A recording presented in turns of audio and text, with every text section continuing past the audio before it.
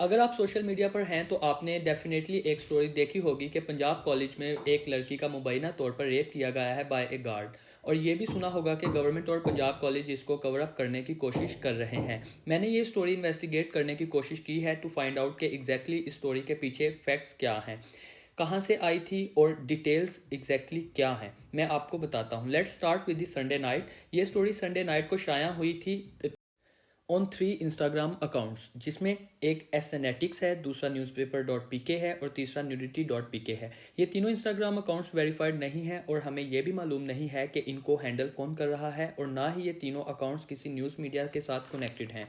एसएनेटिक ने एक वीडियो डाली, एक अननोन लड़की का वॉइस नोट सामने आता है डिटेलिंग द रेप केस। आइए सुनते हैं। मुझे अभी एक खबर मिली है कि पंजाब कॉलेज गुलबर्ग कैंपस 10 में हमारी कौम की बेटी का हुआ है। एक्सीडेंट तो 3 दिन पहले हुआ है। वो बच्ची कॉलेज में मतलब वैन से आ रही थी, तो बेसमेंट कॉलेज की बेसमेंट में वैन खड़ी थी।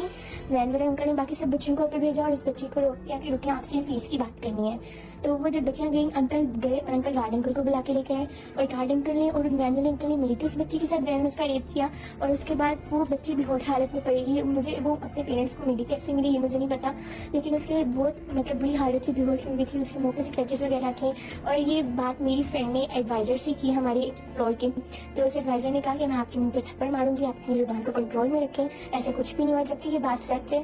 newspaper.pk ने इस स्टोरी के बारे में काफ़ी डिटेल्स भी दी। आइए मैं आपको बताता हूँ। उन्होंने ये कहा कि लड़की जो थी वो कॉलेज में वैन से आया जाया करती थी। ड्राइवर ने कहा कि आप नीचे बेसमेंट में आ जाएं, मुझे आपसे आपकी वैन फीस के बारे में कुछ बात करनी है, और वो फिर चली गई। इसके बाद उसकी चीखें टीचर्स ने और स्टूडेंट्स ने भी सुनी। एक प्रोफेसर नीचे गए थे और लड़की को उन्होंने देखा और एम्बुलेंस मंगवाकर उसको अस्पताल में मुंतकिल कर दिया गया। इसके अलावा अजीम बच्चों ने वीडियोज़ भी बनाई और प्रिंसिपल ने उनके मोबाइल फ़ोन्स तोड़ दिए और उनको मना किया कि ये स्टोरी कभी बाहर नहीं निकलनी चाहिए। ये स्टोरी जब newspaper.pk पर आई तो उसके बाद खबर फैलना शुरू हो गई। nudity.pk ने भी सिमिलर डिटेल्स दी और इसके साथ साथ लोगों ने कमेंट्स करना शुरू कर दिए कि I know this girl, I know where is she from, I know friend someone who knows this girl.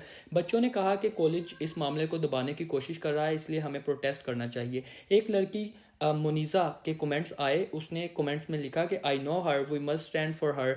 जब इसको मैसेजेस किए गए तो इसका कोई जवाब नहीं आया and it's looks like Fairlie a new account. साथ साथ newspaper.pk पर एक लड़का था जोई, उसने 7 चीज़ें पॉइंट आउट की हुई थी। फुटेज डिलीट हो गई, ये हो गया, वो हो गया। इससे रब्ता किया गया तो पता चला कि जोई एक कंसर्न सिटीज़न हैं, वो चाहते हैं कि इंसाफ हो। उन्होंने बताया कि मैं बड़ा खुश हूँ आप लोग इसकी इन्वेस्टिगेशन कर रहे हैं। उन्होंने अपने एविडेंस भेजे, जब चेक किया गया तो ये वही पोस्ट थी जो कि सोशल मीडिया पर गर्दिश कर रही थी।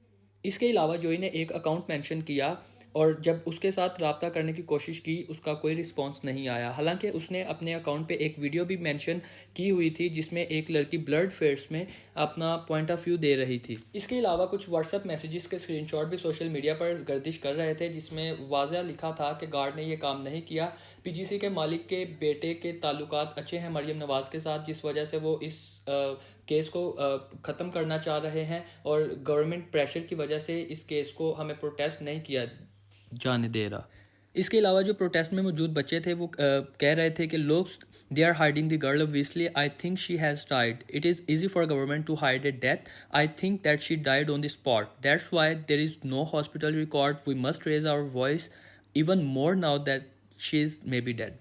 A female student in the protest told that these are all rumors, that there is no girl, they want us to leave, they want us to end the protest, that's why they are spreading rumors. How have you seen the evidence?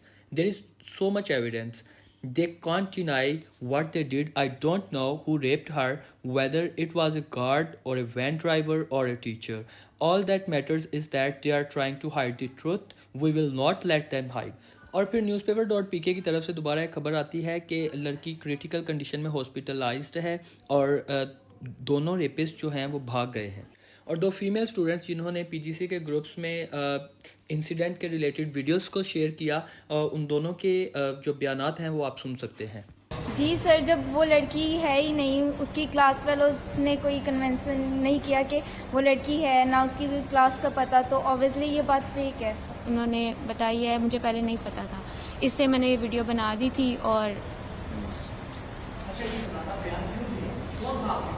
हमारा Instagram पे group बना हुआ था, सब बच्चों ने बनाया था। उस पे उसका नाम था we want justice for her.